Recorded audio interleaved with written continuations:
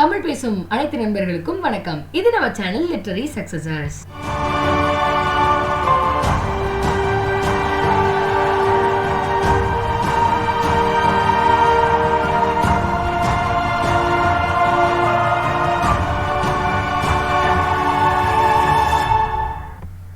இந்த வீடியோல நம்ம பார்க்க போறது மேத்யூ ஆர்னால்டோட ஷார்ட் பயோகிராஃபி.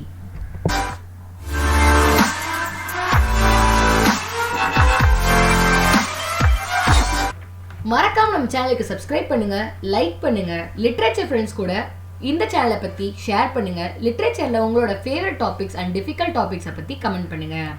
இந்த வீடியோல மேத்யூ ஆர்னால்டோட வெரி ஷார்ட் பயோகிராஃபி தான் பார்க்க போறோம்.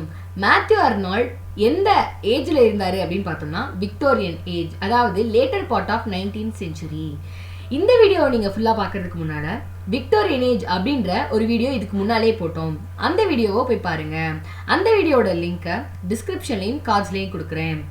விக்டோரியன் ஏஜ் அப்படிங்கிறது குயின் விக்டோரியா ஆண்ட அந்த காலம், அதாவது later part of 19th century. இந்த லேட்டர் பார்ட் ஆஃப் 19th centuryல ஒரு பொயட்ரிலையும் ஒரு கிரிட்டிசிசம்லையும் முக்கியமான முத்திரை பதிச்ச ஒரு ஆள் தான் மேத்யூ ஆர்னால்டு.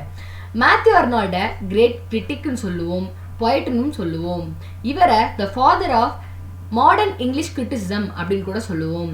மேத்யூ ஆர்னால்ட் பிறந்தது அப்படின்னு பார்த்தோம்னா டிசம்பர் 24, 1822. இவர் பிறந்தது ஒரு சின்ன கிராமம். அந்த கிராமம் லெலிஹம் அப்படின்ற கிராமம், அது லண்டன்ல இருக்கு. இவரோட இறப்பு அப்படின்னு பார்த்தோம்னா 15 ஏப்ரல் 1888 லிவர்பூல் அப்படின்ற இடத்துல இறந்து போயிருக்காரு. லிவர்பூல் இங்கிலாந்துல இருக்கு. மேத்யூ ஆர்னால்டோட அப்பா தாமஸ் ஆர்னால்ட். தாமஸ் ஆர்னால்ட் ஒரு எஜுகேஷனலிஸ்ட். இவர் ரக்பை ஸ்கூல் அப்படின்ற ஸ்கூல்ல ஹெட் மாஸ்டரும் கூட. மேத்யூ ஆர்னால்டோட அம்மா Mary Penrose Arnold.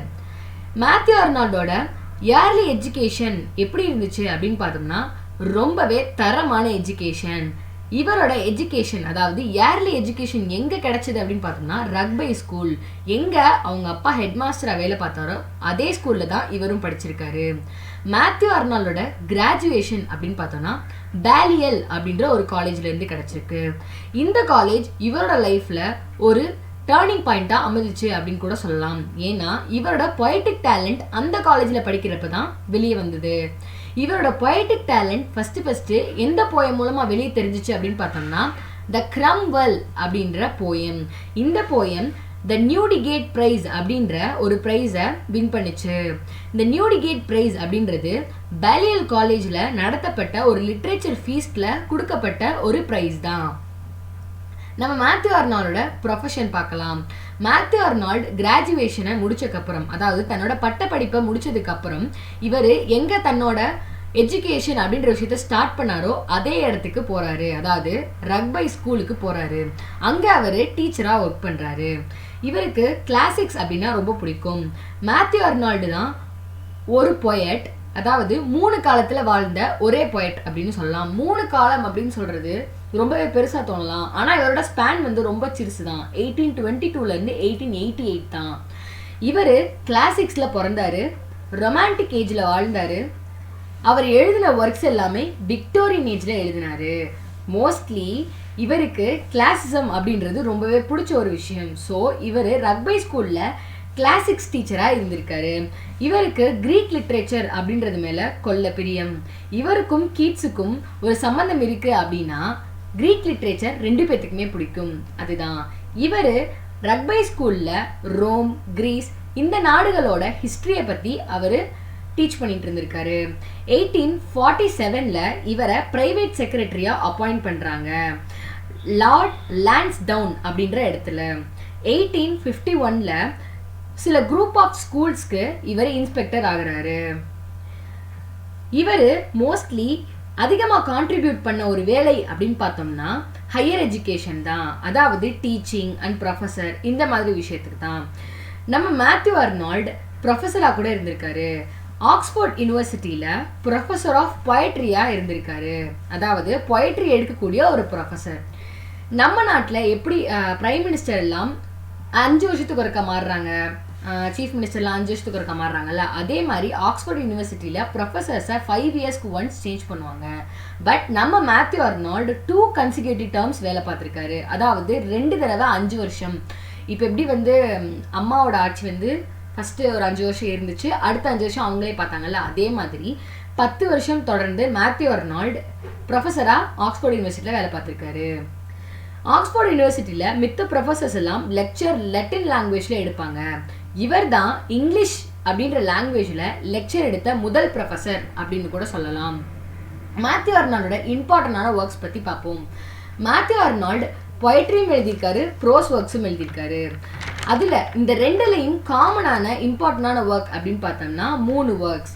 Dollar beach 1867. இந்த டாவர் பீச் அப்படின்றது ஒரு போயம்.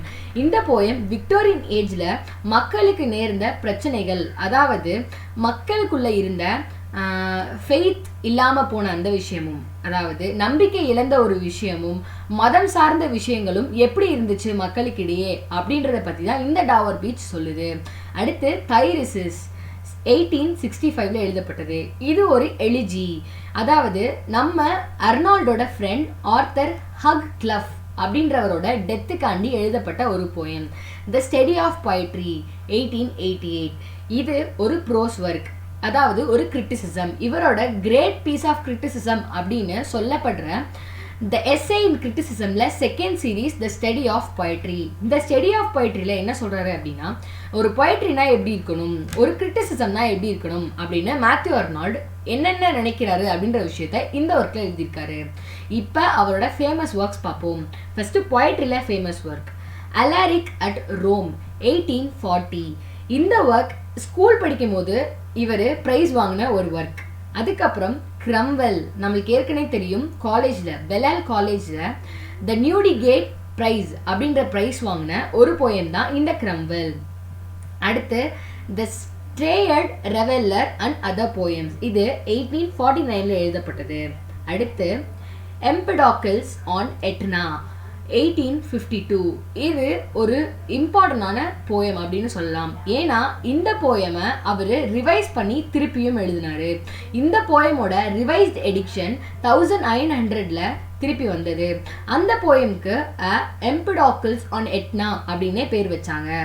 ஆக்சுவலி அந்த போயம் அவர் எழுதிட்டு விட்டுட்டு போனதை இன்னொருத்தர் எடுத்து பப்ளிஷ் பண்ணாரு. ஸோ இந்த ஒர்க்கை பாஸ்தமஸ் அப்படின்னு சொல்லலாம், இறந்ததுக்கு அப்புறம் பப்ளிஷ் பண்ண ஒரு ஒர்க். இவரோட இம்பார்ட்டண்டான ப்ரோஸ் ஒர்க் அப்படின்னு பார்த்தோம்னா England and the Italian questions 1859. Essay in criticism 1865. 1865 அப்படின்னு ஏன் சொல்கிறாங்கன்னா, எஸ்ஸே இன் கிரிட்டிசிசமில் மொத்தம் 2 சீரீஸ் இருக்குது. முதல் சீரீஸ் அப்படின்னு பார்த்தோம்னா 1865 எழுதினாங்க. ரெண்டாவது சீரீஸ் 1888, அதாவது அவர் இறந்து போனால் அந்த வருஷத்தில் எழுதியிருக்காங்க. இவர் மோஸ்ட்லி கிரிட்டிசிசமில் பொயட்ரியை பற்றி கிரிட்டிசைஸ் பண்ணியிருக்காரு. கிரிட்டிசிசம்னா எப்படி இருக்கணும் கிரிட்டிசைஸ் பண்ணியிருக்காரு. கல்ச்சரை பற்றி கிரிட்டிசைஸ் பண்ணியிருக்காரு. எஜுகேஷன் பற்றி கிரிட்டிசைஸ் பண்ணியிருக்காரு. அப்புறம் நிறைய போயட்ஸை பற்றி கிரிட்டிசைஸ் பண்ணியிருக்காரு. நிறைய போயட்ஸை பற்றி கிரிட்டிசைஸ் பண்ணதை த ஸ்டடி ஆஃப் பொயட்ரி அப்படின்ற ஒர்க்கில் பார்க்க முடியும். எஜுகேஷனை பற்றி இவர் கிரிட்டிசைஸ் பண்ணதை த எஜுகேஷனல் டிபார்ட்மெண்ட் 1886 அப்படின்ற ஒரு ஒர்க்கில் பார்க்க முடியும். அதுக்கப்புறம் இவரோட இன்னும் ஃபேமஸான ஒர்க் அப்படின்னு பார்த்தோம்னா The Function of Poetry at Present Time 1864. Culture and Anarchy. இதெல்லாமே இவரோட இம்பார்ட்டண்டான ஒர்க்ஸ் அப்படின்னு கன்சிடர் பண்ணப்படுது. ஸோ தேங்க்யூ ஃபார் வாட்சிங். Keep supporting us.